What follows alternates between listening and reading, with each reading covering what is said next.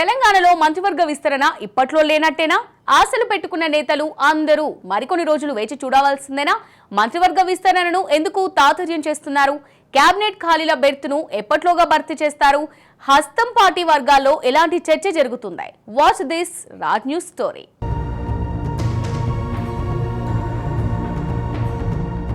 తెలంగాణలో మంత్రివర్గ విస్తరణపై సస్పెన్స్ వీడడం లేదు. రాష్ట్రంలో కొత్త ప్రభుత్వం ఏర్పడి ఏడాది పూర్తయినా మంత్రివర్గ విస్తరణపై మాత్రం ఓ క్లారిటీ రావడం లేదు. మొన్నటి వరకు ఆషాఢమన్న నేతలు ఆ తర్వాత విస్తరణను శ్రావణ మాసంకు మార్చేశారు. తదనంతరం మహారాష్ట్ర ఎన్నికలు కూడా ముగియడంతో రేపో మాపో విస్తరణ ఉంటుందని ప్రచారం జరిగింది. కానీ ఇప్పుడున్న పరిస్థితిలో మంత్రివర్గ విస్తరణకు అనేక అడ్డంకులు ఉన్నట్టు గాంధీభవన్ వర్గాలు స్పష్టం చేస్తున్నాయి. తెలంగాణలో మంత్రివర్గ విస్తరణ ఇప్పట్లో లేనట్లేనని హస్తం పార్టీ వర్గాల్లో చర్చ జరుగుతుంది. మంత్రివర్గ విస్తరణపైన ఆచితూచి అడుగులు వేయాలని జాతీయ నాయకత్వం భావిస్తున్నట్టు తెలుస్తుంది. తొందరపడి మంత్రివర్గ విస్తరణ చేస్తే అసలుకే ఎసరు వచ్చే ప్రమాదం ఉందని భావిస్తుందట.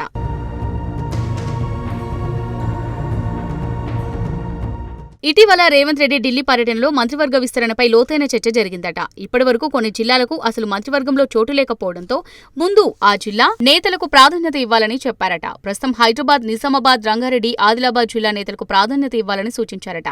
ఆశావహుల సంఖ్య ఎక్కువ కావడం, ఆ కేబినెట్లో ఇంకా 6గురికే చోటు ఉండడంతో ఎటు తేల్చుకోలేకపోతుందట. మంత్రి పదవుల కోసం పెద్ద ఎత్తున నేతలు ఆశలు పెట్టుకోవడం, ఇప్పటికే ఢిల్లీ చుట్టూ ఆశావహులు ప్రదక్షిణలు చేయడం, రాష్ట్రంలో ఉన్న ముఖ్య నేతలతో లాబింగ్ చేయడంతో మంత్రివర్గ విస్తరణ కత్తిమీద సాములాగా తయారైందట.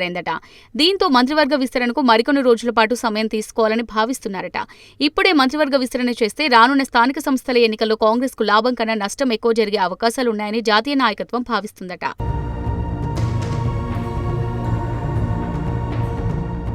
కేబినెట్లో చోటు ఆశించే నేతలు చాలా మంది ఉండడంతో ఎవరికి ఇవ్వాలో అర్థం కాక తలలు పట్టుకుంటున్నారట.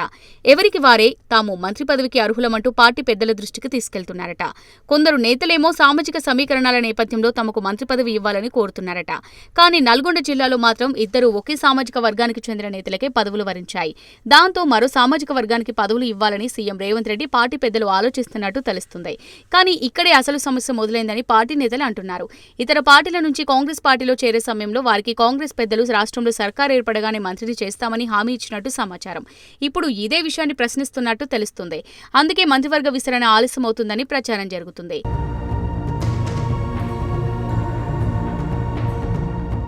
మరికొంతమంది నేతలేమో తాము పార్టీకి బలమైన నేతలమని, అధికారంలోకి రావడానికి కీలక పాత్ర పోషించామని, పార్లమెంట్ ఎన్నికల్లో కూడా పార్టీ గెలుపులో కీలక పాత్ర పోషించామని చెప్పుకొస్తున్నారట. ఇలా ఎవరి సమీకరణాలు వాళ్లు తెరమీదకు తీసుకొస్తూ తమకు మంత్రి పదవి కట్టబెట్టాలని కోరుతున్నారట. ముఖ్యంగా ముఖ్యమంత్రి ఢిల్లీ పర్యటనకు వెళ్లినప్పుడల్లా మంత్రివర్గ విస్తరణ ఉంటుందన్న ఉత్సాహం ఆశావహుల్లో ఏర్పడుతుంది. దీంతో పెద్ద ఎత్తున ఎవరికి తోచిన తరహా వారు లాభం చేసుకుంటున్నారు. దీంతో ఎవరికి ఇవ్వాలి, ఎవరికి ఇస్తే లాభం, ఎవరికిస్తే నష్టం, ఏ రకంగా ముందుకెళ్లాలని జాతీయ నాయకత్వం తర్జన భజన పడుతుంది.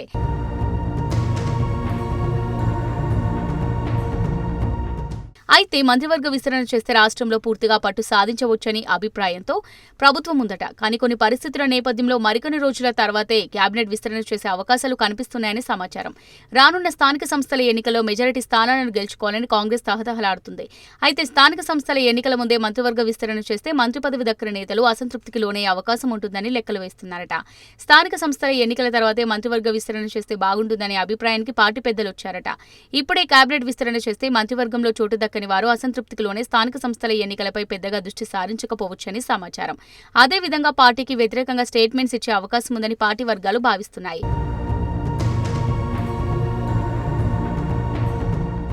స్థానిక సంస్థల ఎన్నికల్లో మెజారిటీ స్థానాలు సాధిస్తేనే కాంగ్రెస్ క్షేత్రస్థాయిలో బలోపేతమవుతుంది. ప్రభుత్వానికి స్థానిక ప్రజాప్రతినిధులు వెన్నుదన్నుగా నిలుస్తారు. ప్రభుత్వ సంక్షేమ పథకాలన్నీ కూడా ప్రజల్లోకి వెళ్తాయి. ప్రభుత్వానికి క్షేత్రస్థాయిలో ఉన్నటువంటి నేతలే ముఖ్యం.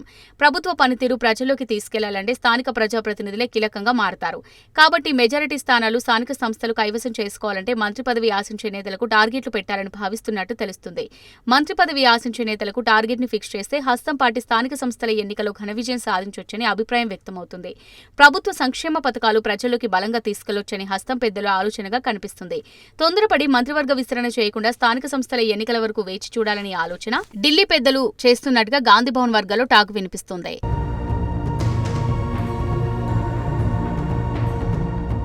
మరి స్థానిక సంస్థల ఎన్నికల వరకు మంత్రి పదవి ఆశించే నేతలు ఓపిగ్గా ఉంటారా, లేక పార్టీ పెద్దలపైన ఒత్తిడి తీసుకొచ్చి మంత్రి పదవులు కావాల్సిందే అంటూ పట్టుబడతారా? వేచి చూడాల్సిందే.